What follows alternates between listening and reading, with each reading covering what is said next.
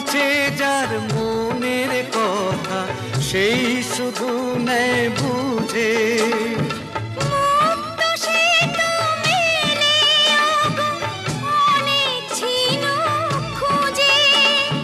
বুঝলে ভালো, না বুঝলেই বাড়ে বুকের জ্বালা।